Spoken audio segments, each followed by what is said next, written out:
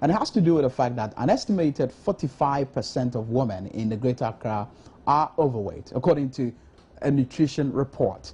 Out of this, 9% are considered extremely overweight or obese. The regions with the least number of overweight women could be found in the Upper East region with 13%, Northern region with 14%, and Upper East region with 15%.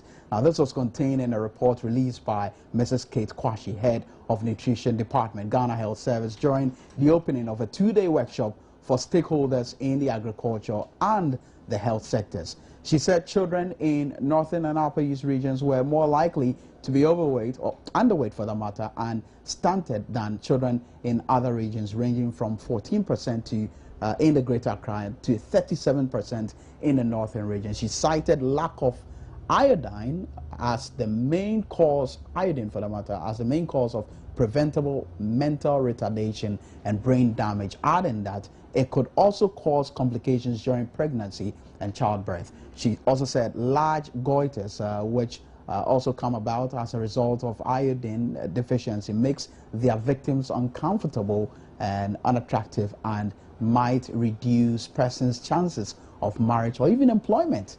Now, she also intimated that more than 1 in 5 children is permanently stunted, with 7 in 10 children suffering from vitamin A deficiency.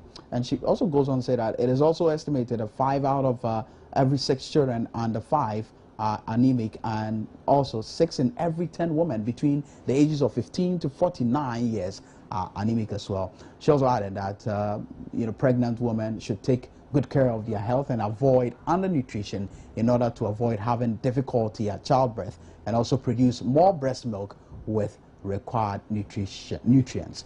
Now let's hit the phone lines and speak to a clinical psychologist, Dr. Emmanuel Soa.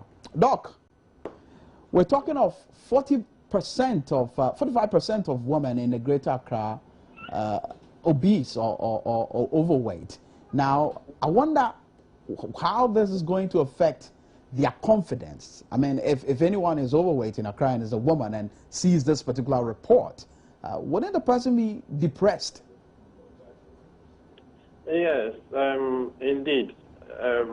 Your weight has a lot to do with your self-confidence.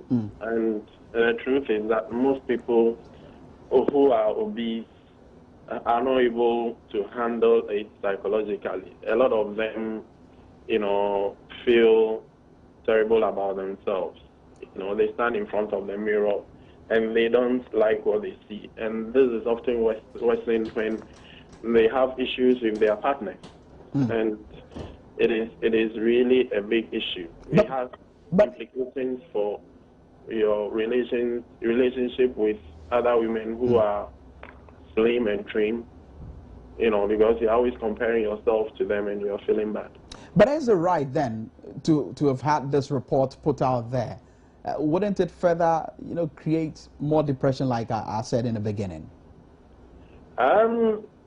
Everybody who has a problem with the weight knows about it. It is real to them, so they know what the issues are already. But the point is, the report is saying that 45% of women in the Greater Accra region are overweight.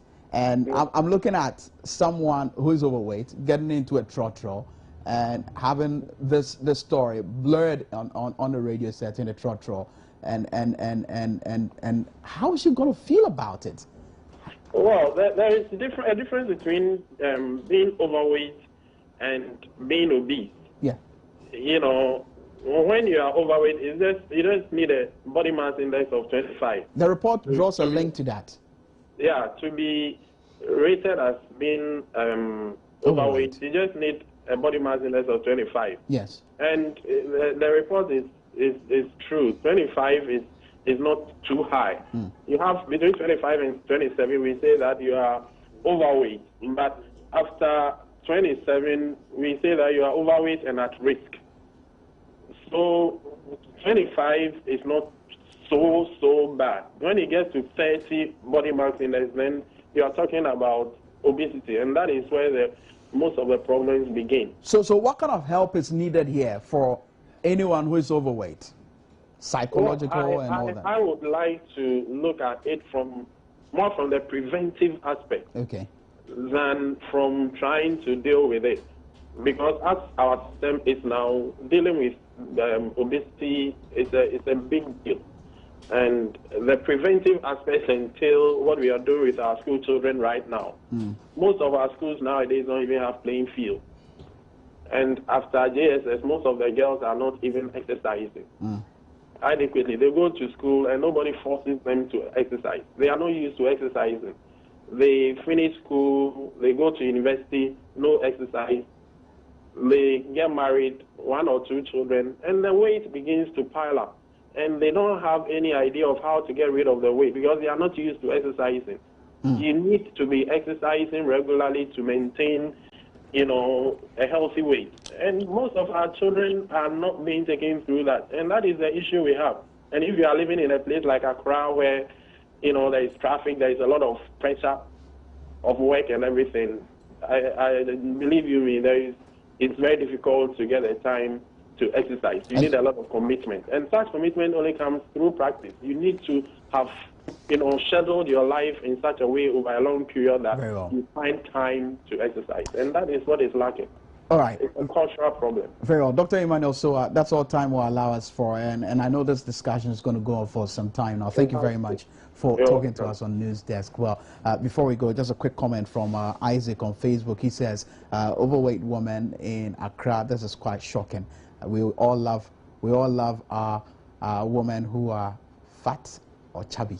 That's from Isaac, sending this one on Facebook. And also this particular one coming in from Emmanuel on Facebook as well. He says, overweight is not a disease. Overweight is just something we Africans, overweight people you mean, it's just something we African men certainly will cherish. I find that quite funny. Anyway, let's stay on. We'll be back shortly. This is still News Desk.